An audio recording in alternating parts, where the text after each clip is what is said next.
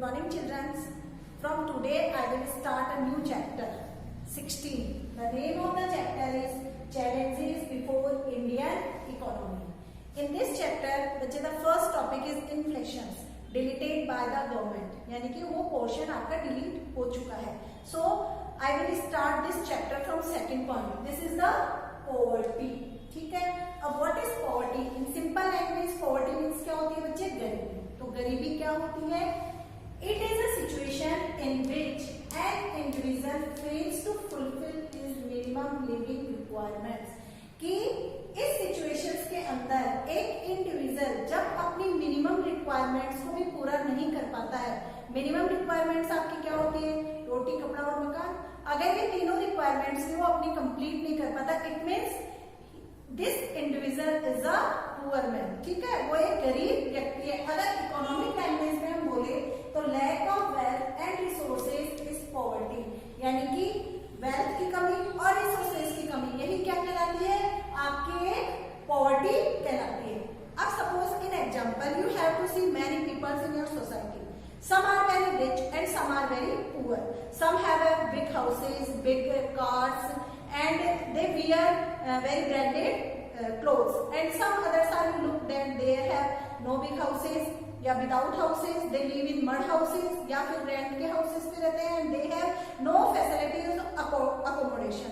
Same situation in your children. आप अपने बच्चों की लाइफ में दे सकते हो कि some students have get the high qualifications या अच्छी एजुकेशन ले रहे हैं, अच्छे स्कूल्स में पढ़ रहे हैं. And some are very poor, जो बिल्कुल एजुकेशन ही नहीं ले रहे हैं. यानी कि बेसिकली अगर देखा जाए तो आपका हेल्थ, एजुकेशन और आपकी जो लिविंग स्टैंडर्ड है कि आपको प्रॉपर फूड नहीं मिल रहा है, प्रॉपर एजुकेशन नहीं मिल रही है, प्रॉपर आपकी एजुकेशन नहीं है, प्रॉपर आपकी हेल्थ नहीं है. दीज आर द, यानी कि आपकी मिनिमम रिक्वायरमेंट्स है. और अगर ये रिक्वायरमेंट्स भी कंप्लीट नहीं होती, this means that is a poverty. यानी कि वो क्या है? व्यक्ति गरीब है. तो इसी तरह से हमारी कंट्री में भी हम एस्टिमेट करते हैं कि कुछ लोग क्या है, जो पैसे वाले लोग हैं दे आर रिच, और जो गरीब है वो क्या कहलाते हैं?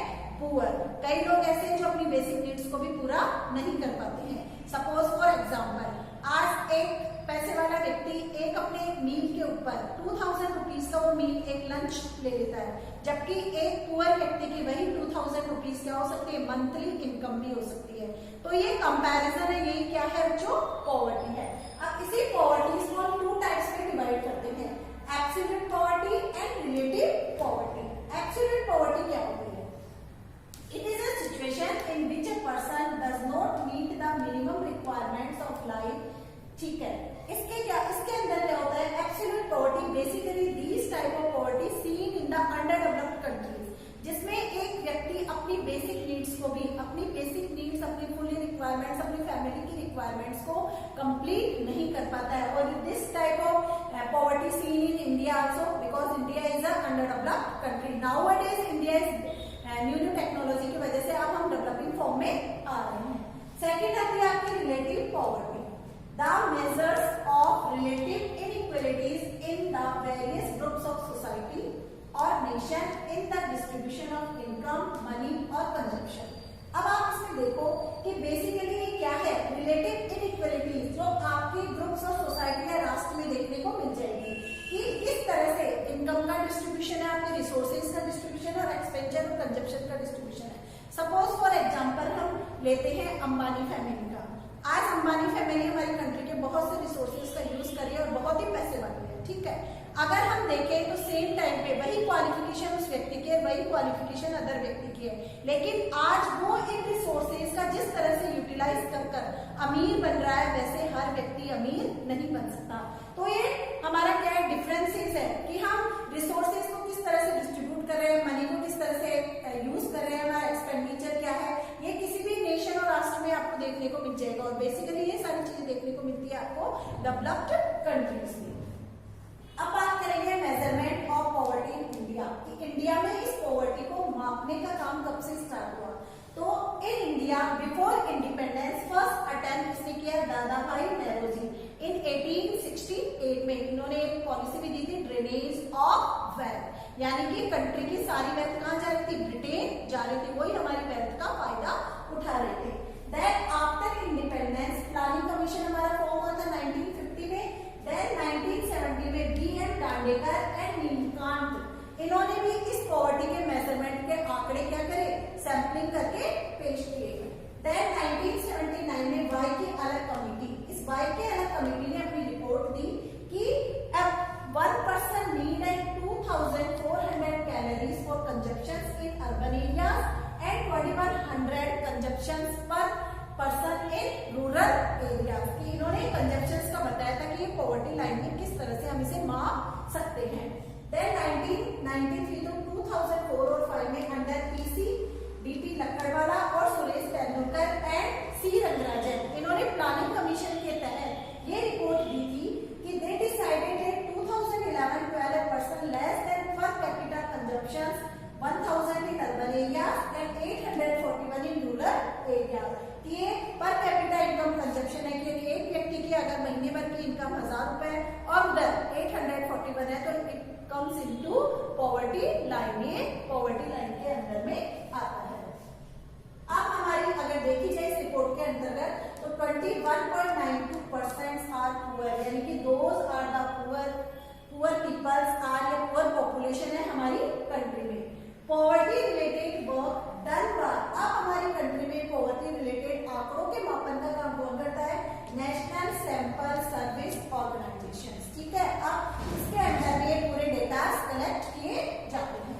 अब इसमें 2 पीरियड के बारे में भी बताया गया आपके, इसलिए रिकॉल पीरियड बोलते हैं ये complexion the data of the poverty, जो पॉवर्टी के डाटो को एकत्र कर इकट्ठा करने का काम करते हैं। इसे भी 2 पार्ट्स में डिवाइड करते हैं, uniform recall period and mix recall period. Uniform recall period क्या होता है, in this the consumption and expenses data, ठीक है, जो 30 डेज के लिए कलेक्ट किए जाते हैं, यानी 1 मंथ के लिए कलेक्ट किए जाते हैं, वो आप कहते हैं uniform recall period. Mix recall period ये आपके 30 डेज का भी मान सकते हो और 365 यानी 1 ईयर का भी। इसमें कंजप्शन और एक्सपेंडिचर नापा जाता है आपका food items and non food items पर। तो इतना आपको क्लियर हो गया होगा कि रिकॉल पीरियड क्या होता है, पॉवर्टी हम कैसे मापते हैं और पॉवर्टी की डेफिनेशन क्या है। अब हम करेंगे कि पॉवर्टी के कॉजेस क्या है हमारी कंट्री में। ठीक है, now we will discuss the reasons for poverty, कि हमारी कंट्री में गरीबी के क्या क्या रीजंस है। Number 1, social factors in our traditions, birth, marriages and death traditions, यानी कि हमारे यहाँ पर अगर शादी है, किसी की डेथ हो गई है या किसी बच्चे का जन्म हुआ है, तो वी हैव टू एक्सपेंड, मतलब बहुत ज्यादा मात्रा में हम पैसे को क्या करते हैं, खर्च करते हैं, चाहे उसके लिए हमें कर्जा ही लेना पड़े, और धीरे धीरे हम उस कर्जे की गिरफ्त में क्या होते जाते हैं, चलते ही जाते हैं।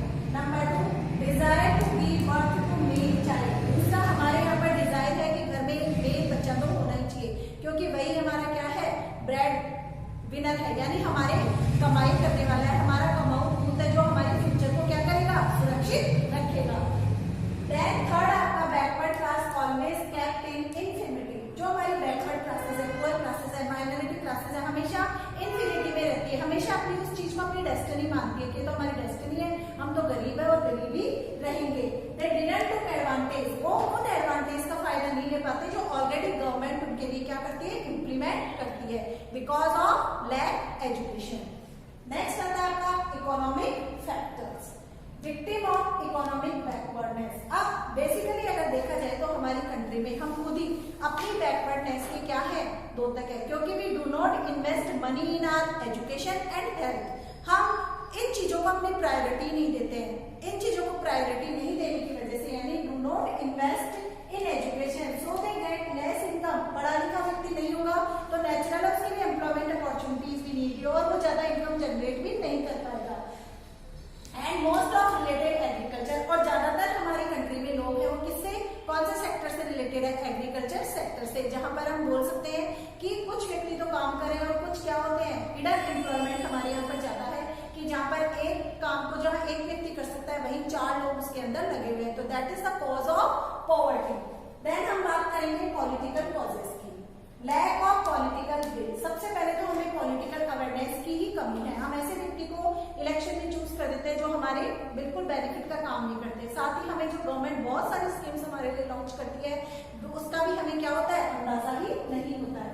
Many schemes were set up by government but due to lack awareness we could not benefits could not reach desire people. इसलिए अवेयरनेस की कमी होने की वजह से जो स्कीम गवर्नमेंट ने हमारे लिए लॉन्च की है वो एक जो पर्टिकुलर व्यक्ति जिसको उस चीज की वाकई में नीड्स है उसे वो ले नहीं पाता और इस नीड्स को दूसरे लोग उठा पाते हैं। जैसे सपोज आज हमारे कोविड-19 की वजह से हमारी गवर्नमेंट कह रही है कि जनधन खाते के थ्रू 2000 रुपए पर व्यक्ति के जो भी बीपीएल एरियाज में आते हैं उनके यहाँ पर पहुंच जाएगा। अब इसका बेनिफिट्स कई ऐसे लोग भी उठा रहे हैं जो पैसे वाले हैं लेकिन उन्होंने अपने आप को बीपीएल लिस्ट में ऐड करवा लिया। तो जहां जिस एक पर्टिकुलर व्यक्ति जिसको इसकी वाकई में नीड है उस तक यह पैसा नहीं पहुंचकर और उन पैसे वाले लोगों के पास ही पहुंच रहा है। फिर आते हैं हमारे अदर फैक्टर्स, और क्या क्या है सोशल एविल्स। हमारी कंट्री में इतने सारे सोशल सर्विस फैले, जात पात छुआछूत, गर्ल्स को नहीं पढ़ाना, बाल विवाह, ये सारे इसको क्या करते हैं, पॉवर्टी को इंक्रीज करते हैं। Lack of employment oriented education, हमारे यहाँ पर ऐसे एजुकेशन की कमी है जिससे एक बच्चा अपनी एजुकेशन कंप्लीट करते के साथ ही उसे मतलब एक ऐसा एनवायरनमेंट मिले कि वो अपना सेल्फ कोई बिजनेस स्टार्ट कर सके। Then lack of capital formation, ना ही हमारे यहाँ पर ऐसे कैपिटल यानी पैसा फॉर्मेशन की कोई पॉलिसी जैसे हम कर सके। लैक ऑफ हेल्थ फैसिलिटीज, यानी कि आप पैसा उस पर इन्वेस्ट नहीं कर रहे हैं अपनी हेल्थ पे, आप बीमार रहेंगे तो नेचुरल आधे दिन आप काम करेंगे आधे दिन आप काम नहीं करेंगे और रिमेन्स पुअर। ठीक है, पॉवर्टी एलिमिनेशन मेजर्स। अब इसके मेजर्स क्या हो सकते हैं कि हम किस तरह से इस पॉवर्टी को रिडक्ट कर सकते हैं। सबसे पहले आता है expansion of education and health. सबसे पहले हमारी फर्स्ट प्रायोरिटी होनी चाहिए कि हमें जिस तरह से खाना हमारे लिए जरूरी है वैसे एजुकेशन भी हमारे लिए बहुत ही इंपॉर्टेंट है। अगर हम अच्छी एजुकेशन लेंगे तो then we will get the good opportunity of employment, यानी हमें अच्छा रोजगार मिलेगा। हम किसी भी कोर्स को कर सकते हैं, स्किल लेवल बन सकते हैं ताकि हमारी आय क्या हो, जनरेट हो। अच्छी एजुकेशन, अच्छा न्यूट्रिशन फूड लेंगे तो that our health is also very good और हम अच्छे से काम कर पाएंगे और अपनी इस गरीबी को हम दूर कर पाएंगे। ज्यादा मेहनत करेंगे तो हम ज्यादा पैसा कमाएंगे, उस चीज को भूल जाएंगे कि हमारी तो डेस्टिनी यही है कि हम गरीबी रहेंगे। नेक्स्ट आता है आपका इंक्रीज एम्प्लॉयमेंट अपॉर्चुनिटी, यानी कि ज्यादा से ज्यादा एम्प्लॉयमेंट अपॉर्चुनिटीज डेवलप होनी चाहिए। वोकेशनल एजुकेशन स्टार्ट होनी चाहिए, बच्चों को प्रोफेशनल कोर्स सिखाए जाने चाहिए जिसमें आपको मशीनरी का काम हो जाना चाहिए, कोई सिलाई कढ़ाई वाला हो जाना चाहिए। छोटे छोटे उद्योग धंधे स्टैब्लिश करने की शिक्षा दी जानी चाहिए ताकि ज्यादा से ज्यादा कॉटेज इंडस्ट्रीज डेवलप हो सके, लोग अपना सेल्फ एम्प्लॉयमेंट अपना बिजनेस सेटअप कर सके। Then I need to control social evils. हमारी कंट्री में जो सोशल एविल्स फैली हुई है, गर्ल्स को नहीं पढ़ाना, गर्ल्स को ज्यादा एजुकेशन नहीं दिलाना, बेटे पे पूरा पैसा खर्च करना, जात पात छुआछूत इसके काम करने करना, इससे हम काम नहीं करवाना। तो ये जो सोशल एविल्स है इन सबको हमारी सोसाइटी से थ्रू एजुकेशन ये रिमूव हो सकती है और तभी हमारे यहाँ पर पॉवर्टी दूर हो सकती है। देन आता है आपका पॉपुलेशन कंट्रोल। सबसे मेन प्रॉब्लम हमारी कंट्री की increasing population.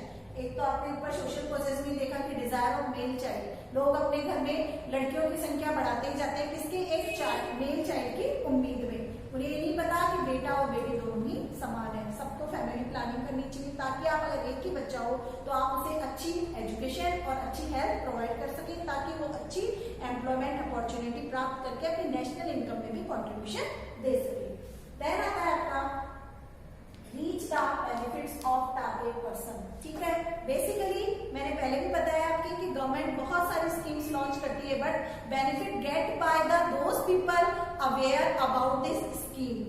These people basically जिनके लिए ये टारगेट मानकर हमने स्कीम लॉन्च की है उन लोगों तक ये स्कीम नहीं पहुंच पाती because of lack of education. तो उनमें हमने एजुकेशन की स्प्रिट डालनी है, उनको अवेयर करना है, उन्हें गवर्नमेंट के बहुत सारे प्रोग्रामों से क्या करवाना है, अवगत करवाना है।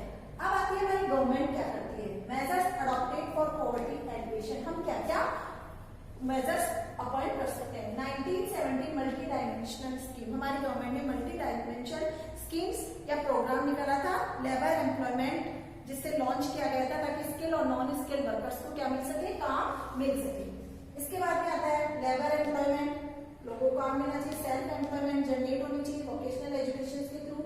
अब बीपीएल फैमिलीज है जो हमारी डिजायर फैमिलीज है उन्हें low cost per basic infrastructure की चीजें, बेसिक नीड्स प्रोवाइड करवा दी जानी चाहिए। और still it is not sufficient, still जो हमारी गवर्नमेंट काम कर रही है वो इतना सफिशिएंट नहीं है कि हम इस पॉवर्टी को दूर कर सके। तो government has increase the more and more scheme to reduce the poverty. अब इसमें एक चीज हो रही है बच्चे, विस्कस सर्कल ऑफ पॉवर्टी। विस्कस सर्कल का मतलब ये है, पहले तो एक सिंपल लैंग्वेज में बता दूं। सपोज आज मैं हूं, नहीं पाई, मेरे पास इतना पैसा नहीं है कि मेरे पेरेंट्स मुझे पढ़ा लिखा पाते, मेरी बेसिक नीड्स को पूरा कर पाते। सेम सिचुएशन, सपोज कल को मेरी शादी हो गई है तो मेरे पास भी उतना पैसा नहीं है, क्योंकि ना तो मेरी हेल्थ अच्छी है ना मेरी एजुकेशन अच्छी है, तो मैं भी उतना ही पैसा कमा रही हूँ जितना मेरे पेरेंट्स कमा रहे हैं। तो धीरे धीरे मैं गरीबी में हूँ, आगे मेरी आने वाली पीढ़ी भी क्या होगी, पीढ़ी दर पीढ़ी हम क्या रहेंगे, उस विस्कस सर्कल के चक्कर लगाते रहेंगे, यानी गरीबी रहेंगे। इसके बारे में रैगनर नक्स ने कहा है, क्या कहा है इन्होंने, a nation is poor as it is already poor. इसकी सर्कल का मतलब है कि एक नेशन गरीब है क्योंकि वो ऑलरेडी पुअर है। और अगर एक इंडिविजुअल की बात करें तो बोलते हैं पॉवर्टी इज पॉवर्टी इटसेल्फ, गरीबी तो अपने आप में ही गरीबी है। The result of poverty two is poverty, और इसका रिजल्ट भी क्या है, पॉवर्टी है, क्योंकि हम इसे अपनी ही डेस्टिनी मानते हैं। तो आपके बच्चे ये चैप्टर में जो नेक्स्ट टॉपिक आएगा हमारे वो है अनएम्प्लॉयमेंट। तो I think everyone has understood about the poverty. In next video I will explain about the unemployment.